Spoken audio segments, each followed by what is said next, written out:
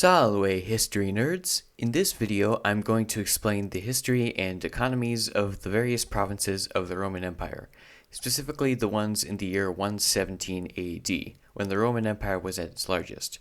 The Roman Empire consisted of 43 provinces and one client state. There were actually two types of Roman provinces, senatorial and imperial. Senatorial provinces consisted of the territory incorporated into the Roman Republic before Caesar's civil war. These provinces were governed by a representative from the Roman Senate. Imperial provinces consisted of the land incorporated into the Roman Empire after Caesar's civil war. These provinces were governed by a representative from the Roman Emperor. In this video, I will cover the 13 senatorial provinces, and in my next two videos, I will cover the remaining 33 imperial provinces. Also, some of these provinces were quite obscure and I couldn't find much information on them, so I won't be able to cover all of these provinces in depth. With that out of the way, let's begin.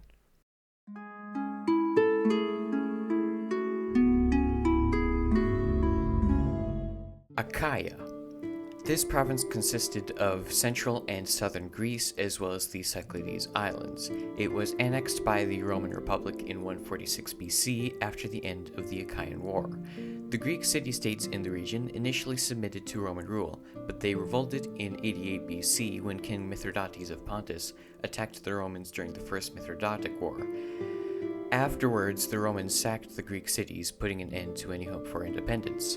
That said, the remaining leading cities of the province, namely Athens, Delphi, Thespis, and Plataea, were considered free cities and had their own special governors and a certain level of autonomy.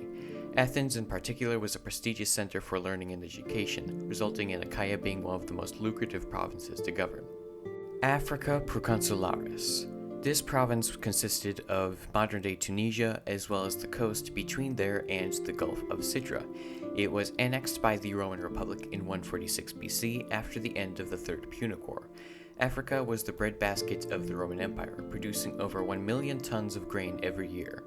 This also made Africa the second richest province in the empire, only behind Italia. Carthago, its capital, was built on the ruins of the ancient city of Carthage, which had once been Rome's greatest rival. Asia. This province consisted of the eastern portion of Anatolia, modern-day Turkey. It was annexed by the Roman Republic in 133 BC after the annexation of the Attalid Kingdom. It was also one of the richest provinces in the empire, both in terms of economy and in culture. The region was at the crossroads of Greek and Persian culture, and, with Roman influence on top of that, resulted in the province having a rich and unique culture. Baetica. Baetica was the southern portion of the Iberian Peninsula, and even though it was annexed by the Roman Republic in 201 BC, it wasn't made into an official province until the year 14 BC. Due to its strategic location along the Strait of Gibraltar and its rich agricultural potential, Baetica became very, very rich. The province was especially known for its olive oil, jars of which have been found in every corner of the Western Roman Empire. The province also became very Romanized very early on. The Emperor Vespasian granted Roman citizenship to all Baeticans, Romans or otherwise. It was also so secure that no legion was required to be permanently stationed there. Bithynia and Pontus.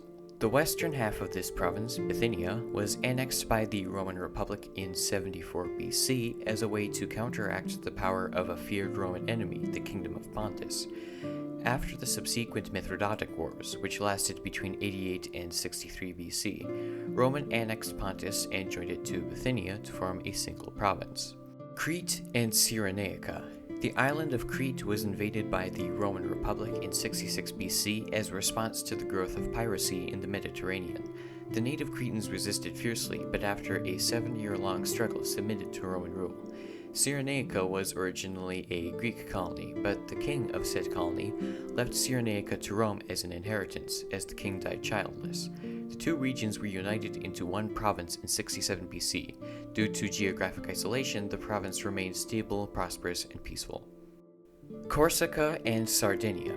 Sardinia was originally home to the Sardinian Nuragic civilization, which flourished on the island for over 1500 years. When the Romans invaded in 238 BC, they were only able to control the island's coasts, and the interior remained home to hostile indigenous Sardinians all the way until the fall of the Roman Empire. The Sardinians often rose up in revolt and raided the Italian coast.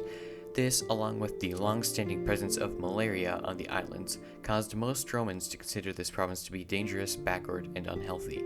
As such, very little effort was put into developing the province, and it was mostly used as a place to send exiled prisoners. Cyprus.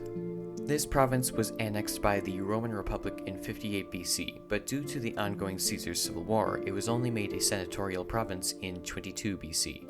It was an important piece to the Roman economy, both due to its strategic location at the eastern end of the Mediterranean Sea and its lucrative copper mines. Overall, it was a mostly peaceful, prosperous province. Epirus and Macedonia. This region was annexed by the Roman Republic in 146 BC in the aftermath of the Fourth Macedonian War. It remained just one province until the year 114 AD, when Epirus was split off to form its own province. The economy of the province was significantly boosted by the building of the Via Egnatia, a Roman road traversing the province. It was one of the most militarized of the senatorial provinces, as it served as the border between the Greek provinces and the various Thracian and Celtic tribes that frequently attacked. Italia. Being the home of the center of the Roman Empire, Italia was the richest and most developed of all the Roman provinces, with wealth and spoils flowing in from all corners of the empire. It was considered Divina Provinciarum, ruler of the provinces, and its residents enjoyed special privileges, though it wasn't actually considered a province until the reign of Emperor Augustus. Narbonensis. This province consisted of southern Gaul and was annexed by the Roman Republic in 121 BC. The capital was Narbomartius, modern-day Narbonne, in France, but most of its economy relied on the port city of Massalia, which had originally been a Greek colony. The province was quite wealthy, both due to its ports like Massalia, but also because of the fertile soil in the region and the building of numerous Roman roads, such as the Via Dormitia. Sicilia. Annexed in 241 BC at the end of the First Punic War, Sicilia was the first overseas territory that the Romans controlled. Before that, however, the island was inhabited by Greek settlers. The island therefore became a blend of the Latin West and the Greek East, with most of its inhabitants being able to speak both languages. Thank you so much for watching this video. You can help this channel out by subscribing and liking the video, and as always, credit to these people for some of the images shown here.